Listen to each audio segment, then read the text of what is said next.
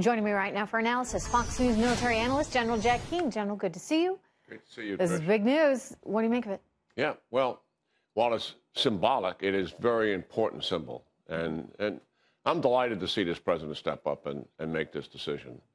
Listen, people have said this is an obstacle and an impediment to peace.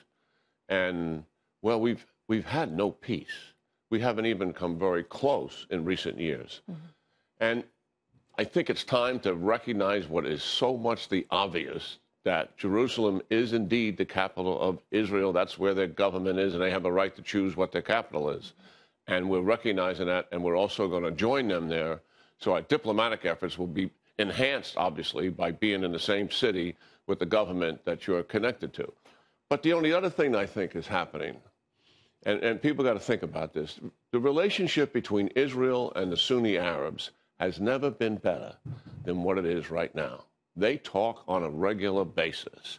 And I'm absolutely convinced if military action was going to be taken against Iran by Israel, the Sunni Arabs would help facilitate that. And I believe there had been some discussions about it a number of years ago. So that's another thing that's out there. And I think particularly with the new enlightened leadership in the Middle East, Mohammed bin Salman and Mohammed bin Zayed in the UAE, mm-hmm. They look at the Middle East as different. They don't have those old antagonisms towards Israel. They recognize that Israel is the only flourishing democracy in the Middle East. Mm-hmm. And they have a relationship with them because of it. And they also, I think, and hopefully it'll come out in future peace revelations about the negotiations, they also, I believe, feel some responsibility towards the Palestinians, mm-hmm. something we can never get the Arab states to step up to in the past.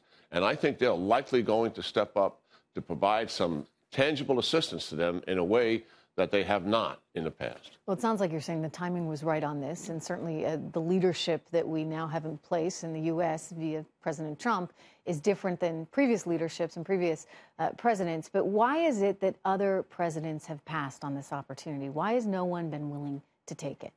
A pushback from the Arabs and from the Palestinians. Mm-hmm. That's largely the reason. Mm-hmm. And they always talk about, well, we'll do it not now, but we'll do it later. And, of course, that means you're probably never going to get around to doing it. And that's kind of where we are right now. Congress passed a law. On many fronts, by the way. Congress passed a law in 1995. That's why a president has to waive moving the embassy to Israel. Congress passed a law legislating the fact that that embassy was going to go to Jerusalem, and we've been waiving it every 6 months since that time. So I think the president has stepped up. It's an important symbol. You know, in itself, it's going to cause some feedback, certainly from the Palestinians. But doesn't it give him leverage in a way? I mean, again, going back to his background as a deal maker, it seems to me that if you're trying to negotiate peace over there, you know, having a few things in your back pocket maybe is worthwhile. You could never get a peace settlement that doesn't involve Israel and doesn't involve Jerusalem being the capital of Israel, and also a claim for the Palestinians. Mm-hmm. And listen, another thing that's got to be noted here is the most religious, tolerant state in the region, where it lets other people practice their religion without any inhibitions whatsoever, is Israel. That's not true of the rest of the region. Very true. Mm-hmm. Wow. All right. Well, it's good to have you here. It's always good to be here. Very big day. Thank you so much, General Keane.